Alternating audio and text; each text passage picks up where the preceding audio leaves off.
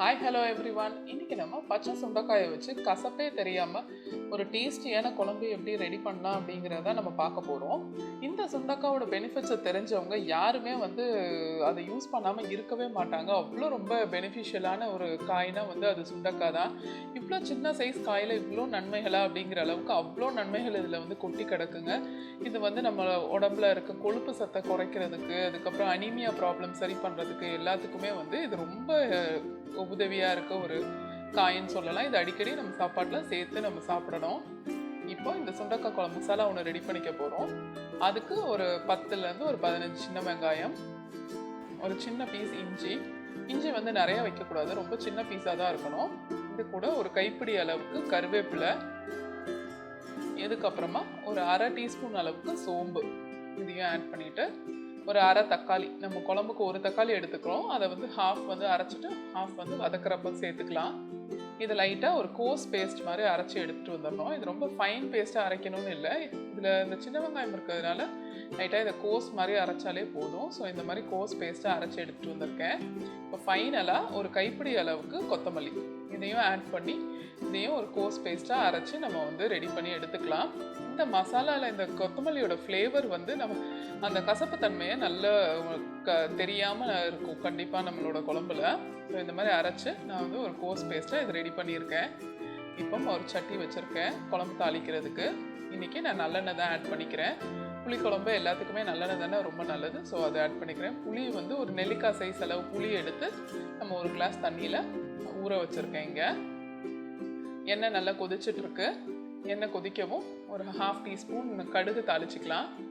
கடுகு தாளிச்சிட்டு அது பொரியிற ஸ்டேஜ் ஆன பிறகு கருவேப்பிலை, ஒரு கைப்பிடி அளவுக்கு கருவேப்பிலை போட்டு அது கூட ஒரு அரை டீஸ்பூன் வெந்தயம் கருக விடாமல் நம்ம அதுக்குள்ளே அடுத்து ஒரு 5-6 சின்ன வெங்காயம் வெட்டி வச்சுருக்கேன், அதையும் இதில் சேர்த்துக்கலாம். சேர்த்து ஜஸ்ட் ஒரு 2 to 3 மினிட்ஸ் அந்த எண்ணெயிலே வதக்கிடலாம். இது எண்ணெய் சூடாக இருக்கிறதுனால டக்குன்னு வதங்கிடும். இப்போ பெருங்காயம், ஒரு பிஞ்ச் ஆஃப் பெருங்காயம் ஆட் பண்ணிவிட்டு நம்ம அரைச்சி வச்சுருக்கோம் இல்லையா ஒரு பேஸ்ட்டு, அதை இதில் சேர்த்து நல்லா வதக்கிக்கலாம்.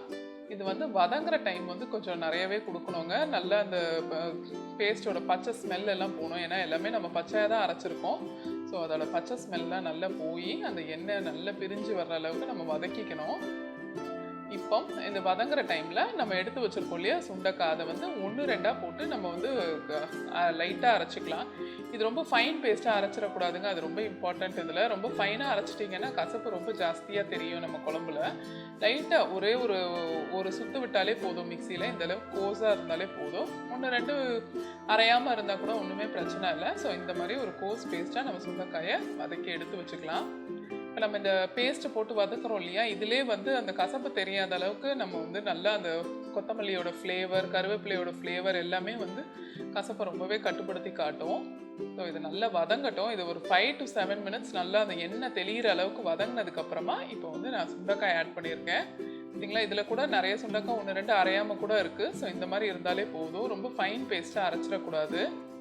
ஸோ இந்த மாதிரி ஆட் பண்ணி இதையும் ஒரு 10 மினிட்ஸ் நல்லா வதக்கி விடணும். அந்த எண்ணெயிலே அது நல்லா வதங்க அதோட கசப்பு தன்மைலாம் நல்லா குறைஞ்சிரும்.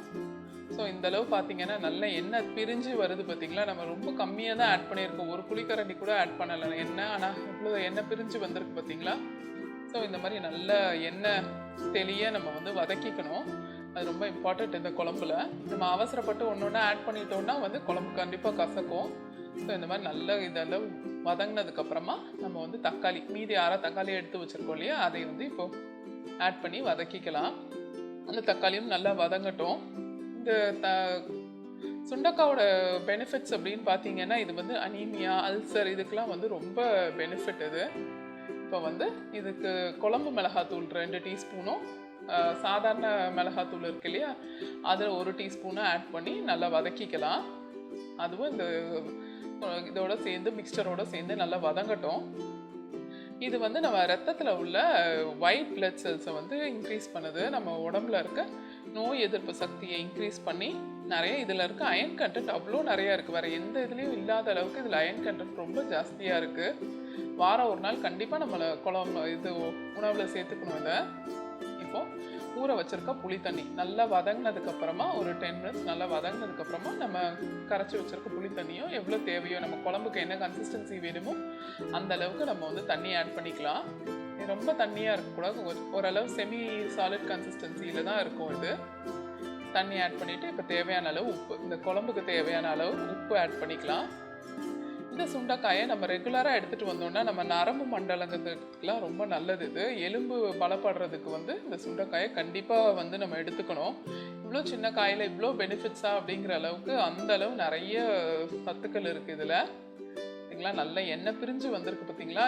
இந்த அளவுக்கு நீங்கள் நல்ல எண்ணெய் பிரிய விட்டு ஆல்மோஸ்ட் நல்லா வத்தி இருக்குது, குழம்புமே நல்லா வத்தி நல்ல ஒரு செமி சாலிட் கன்சிஸ்டன்சியில் தான் இருக்குது குழம்பு. இது வந்து சாதத்தில், சூடான சாதத்தில் நல்லெண்ணெய்யோ நெய்யோ ஊற்றி சாப்பிட்றதுக்கு ரொம்ப டேஸ்டியாக இருக்கும் இந்த குழம்பு. கண்டிப்பாக ட்ரை பண்ணி பாருங்கள். ரொம்ப ஹெல்த்தி அண்ட் ரொம்ப டேஸ்டி, ப்ளஸ் உடம்புக்கு அவ்வளோ நல்ல இந்த பச்சை சுண்டைக்காய் குழம்பு கண்டிப்பாக ட்ரை பண்ணி பாருங்கள். இந்த ரெசிபி பிடிச்சிருந்ததுன்னா லைக் பண்ணுங்கள், ஷேர் பண்ணுங்கள், கமெண்ட் பண்ணுங்கள். என்னோடய சேனலுக்கு சப்ஸ்கிரைப் பண்ணிவிட்டு பக்கத்தில் இருக்க பெல் பட்டனையும் கிளிக் பண்ணிக்கோங்க.